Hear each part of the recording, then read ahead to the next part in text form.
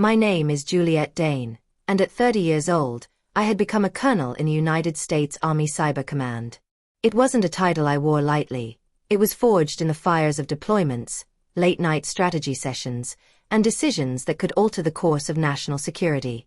But to my family, I was still Jules, the girl who threw away her potential by enlisting instead of following the family blueprint. 5 years had passed since I last stepped foot in my childhood home in suburban Virginia, a sprawling colonial-style house that screamed old money and unyielding expectations. The driveway, lined with manicured oaks, led to a life I had deliberately left behind. I remember the day I left like it was yesterday. It was a humid August afternoon in 2020. I had just graduated from ROTC at Georgetown University, my commissioning ceremony a blur of oaths and salutes. My father, Harlan Dane, founder and CEO of Westbridge Technologies, a major player in defense contracting, had barely acknowledged the invitation.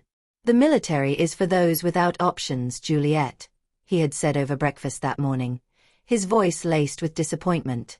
"You've got a spot waiting at Harvard Business School. Don't waste it." My mother, Evelyn, had nodded along, her eyes pleading for me to reconsider. My brother, Logan, 2 years my senior, had smirked from across the table, already interning at Dad's company. "Come on, Jules, the army? That's grunt work. We're building empires here." I didn't argue. I packed my bags, hugged my mother goodbye, and drove away in my beat-up Honda Civic, the rearview mirror reflecting a house that felt more like a cage than a home. In the years that followed, I threw myself into the army. Basic training broke me and rebuilt me stronger. My first deployment to Afghanistan as a second lieutenant in signals intelligence taught me the value of precision under pressure. I rose through the ranks, captain by 25, major by 27, lieutenant colonel by 29, specializing in cybersecurity. By 30, I was a full colonel, overseeing multimillion-dollar projects that protected the nation's digital frontiers. But my family. They remained blissfully ignorant. Their occasional emails focused on Logan's promotions or family holidays I politely declined. Now, in October 2025, I was back. Not out of nostalgia, but necessity.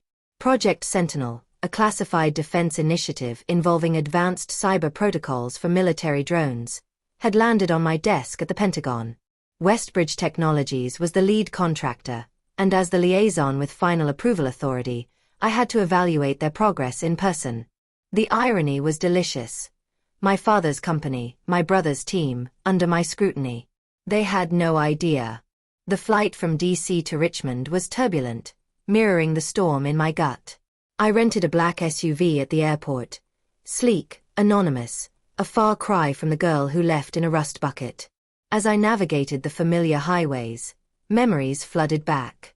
Childhood summers at the lake house, where Logan was always the star swimmer, and I was the one reading strategy books under the shade. High school debates where I crushed opponents, only for Dad to suggest I channel that into business negotiations. College applications where my perfect SAT scores were met with, "But Logan's going into tech, you could compliment him." I pulled into the driveway just as dusk settled. The house looked smaller, the paint a touch faded. My mother's minivan sat crookedly, a testament to her distracted driving. I killed the engine and sat there, breathing deeply. Military calm, they called it, regulating your heartbeat before a mission. But this wasn't a battlefield. It was personal. The porch light flicked on, and I stepped out, my civilian clothes, a simple blouse and slacks, hiding the uniform packed in my suitcase. I rang the doorbell, hearing my mother's voice from inside. "Juliet? It's open." Inside, the air smelled of roast beef and nostalgia. The foyer walls were lined with photos. Logan's high school graduation, his wedding to Meryl, their 2 boys grinning toothlessly. No trace of me post-college. Not the photo from my promotion to major in Germany. Not the article from Stars and Stripes about my teams thwarting a major cyber attack. "Juliet." Mom emerged from the kitchen, wiping her hands on a floral apron. She hugged me tightly, her perfume the same as always, lavender and vanilla. "You look tired. Still traveling a lot." "More or less. I replied, forcing a smile. Dinner's almost ready. Logan and Meryl are on their way. Oh, and Logan's got big news, a promotion. Of course he did. Logan always had big news. We settled in the living room, Mom chattering about neighborhood gossip while I nodded politely. Dad arrived home shortly after, his briefcase thudding against the hardwood floor. Harlan Dane was a towering man, his hair silvered but his handshake still vice-like. Juliet, he said, his tone neutral. Good to see you. Still in the service? Yes, Dad. He grunted. Must be tough, bouncing around bases. Before I could respond, the door burst open. Logan, in a tailored blazer, strode in with Meryl on his arm. She carried a bottle of Cabernet, her smile picture-perfect. Hey, Jules. Logan pulled me into a quick hug. Long time no see. What, 5 years? Exactly, I said, meeting his eyes. He blinked, chuckling awkwardly. Well, you're here now. Let's eat. Dinner was a ritual. Roast beef, mashed potatoes, salad, the same menu since I was a kid. Logan dominated the conversation, detailing his new role as head of systems integration at Westbridge. We're revolutionizing drone comms, Dad. The military's eating it up. Performance bonuses are through the roof. Dad beamed. That's my boy. Going places. The phrase stung, an echo from my past. Mom turned to me. And you, dear? Still a captain?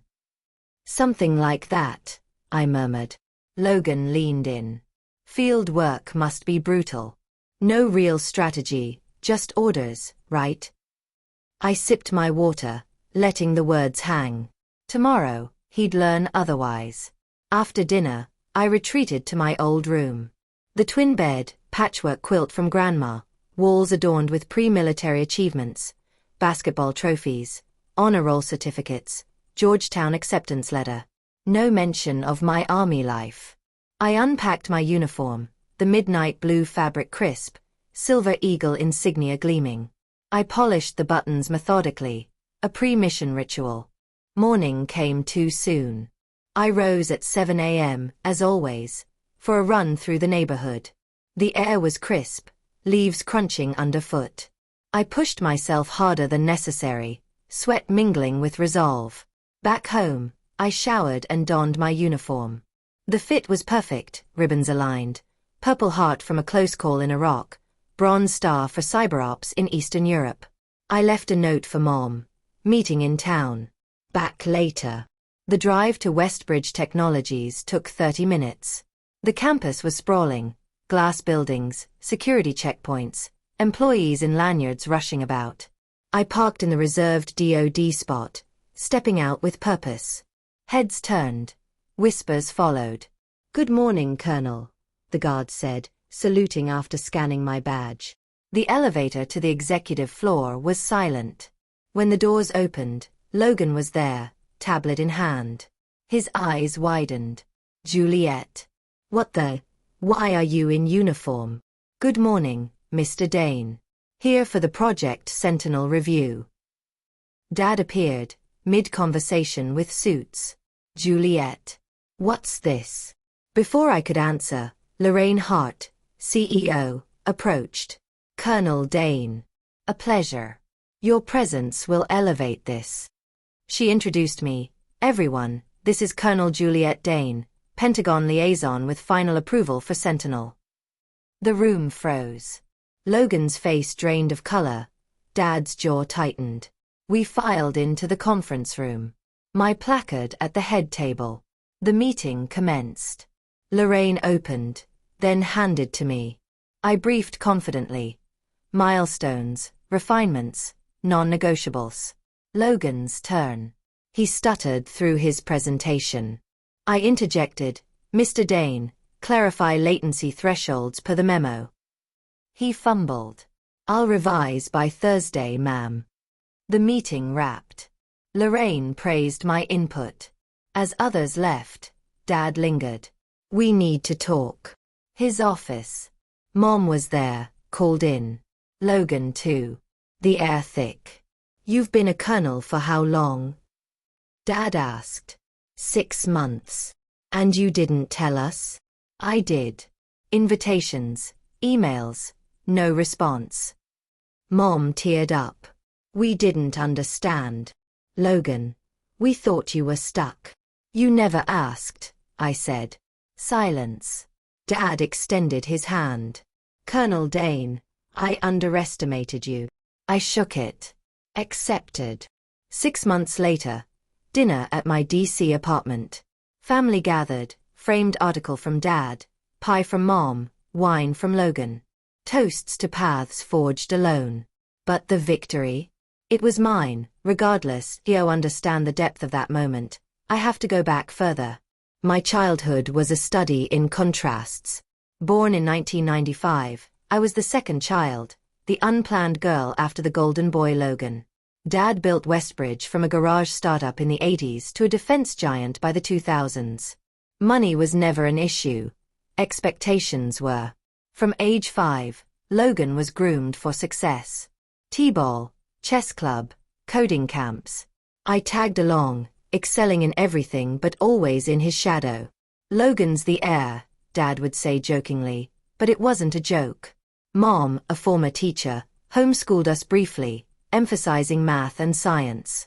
I loved it, devouring books on strategy, Sun Tzu, Clausewitz, while Logan preferred business biographies. High school was where the rift began. I captained the debate team, won state championships, scored 1580 on the SAT. Colleges came calling. Harvard, Stanford, Georgetown. Dad pushed for business tracks. Join Logan at Westbridge after graduation. Family legacy. But 9/11 had happened when I was 6. I watched the towers fall on TV, felt a pull toward service. In junior year, I joined ROTC secretly. When I told them about the scholarship, Dad exploded. The Army. That's for losers, Juliet. You have options. Mom mediated. Harlan, she's smart. Maybe it's a phase. Logan laughed. Jules, come on. Suits over fatigues. I stuck to it, graduating Georgetown with honors in 2017, commissioning as a second lieutenant. Deployment to Afghanistan followed. Sandstorms, IED threats, but also purpose. I led a signals platoon, intercepting Taliban comms, saving lives with code. Back home, emails were sparse. Logan's engaged to Meryl. Dad's company won a big contract.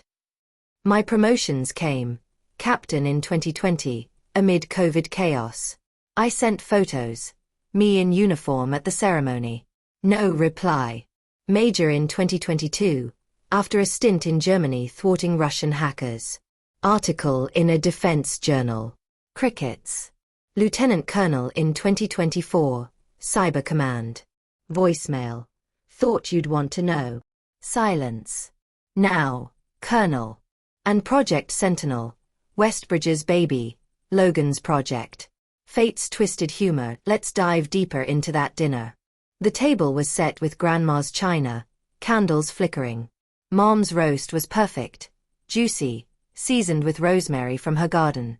I helped set plates, feeling like a guest in my own history. Logan launched into his promotion story. So, the board called me in. Logan, you're the future of integration. Bonus. 6 figures. Dad clapped him on the back. That's how you do it. Strategy, vision. Meryl chimed in.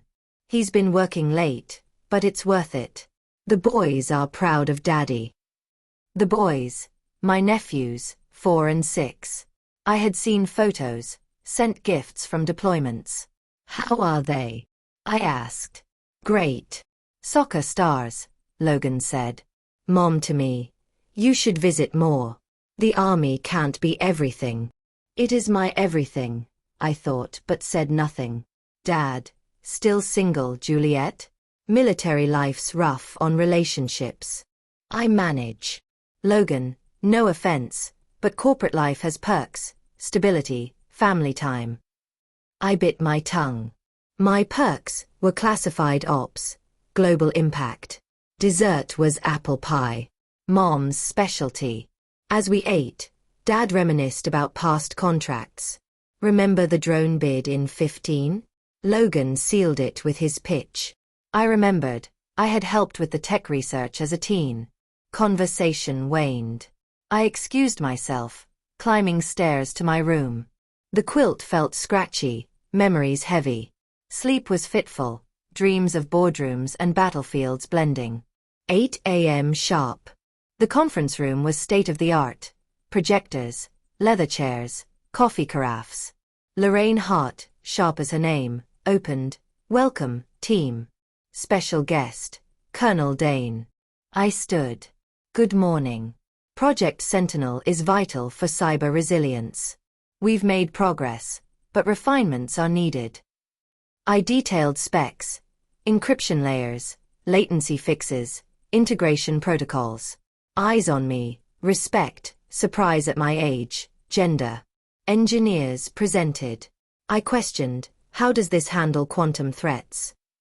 They scrambled. Logan's turn. Slides flashed. Diagrams. Charts. His voice shook. Phase 2 rollout. I interrupted politely. Aligns with targets. Yes, but. Revise per memo. He nodded. Deflated. Meeting end. Handshakes. Lorraine. Impressive, Colonel. Outside. Family confrontation. Dad's office overlooked the campus. Bookshelves lined with contracts, awards, all corporate. Mom. Juliet, why hide this? I didn't. You ignored. Logan, I feel like an idiot. Good, I thought, but said. Learn from it. Dad's apology was gruff, genuine. Handshake sealed IT.MY/DC apartment was minimalist. Books, medals, Potomac view. Dinner. I cooked salmon, salad. Dad arrived first, framed article in hand. From the journal. Your photo with the general. Thanks. Mom with pie. Apple, your favorite. Logan and Merrill with wine. Implemented your suggestions. Works great. Conversation flowed. Genuine questions about my work. Toast. To Juliet, who proved us wrong. But internally I knew, I proved myself right. Expanding on the theme, the story delves into Juliet's internal world. Flashbacks to deployments. The night in Iraq when her team stopped a hack, saving a convoy. The loneliness of holidays alone. The mentors who saw her potential. Subplot. A romance with a fellow officer, ended by distance, teaching independence. Family backstory. Dad's own regrets. Wanted to serve but chose business for stability. Logan demeanor changes. He seeks her advice on projects, respect earned. Mom's growth. Visits DC, learns about cybersecurity. Ending. Juliet on a new mission, family supporting from afar. The moment wasn't revenge. It was validation of her path.